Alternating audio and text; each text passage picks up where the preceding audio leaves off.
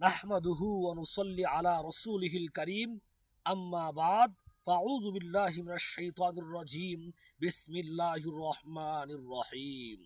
আমি আজকে নফস নিয়ে আলোচনা করব। নফস কত প্রকার ও কি কি? নফস প্রথমত তিন প্রকার: নফসে আম্মারা, নফসে লাওয়ামা, নফসে মুতমাইন্না। তাহলে বন্ধুরা, চলেন আমরা নফসে আম্মারা নিয়ে কিছু কথা বলি।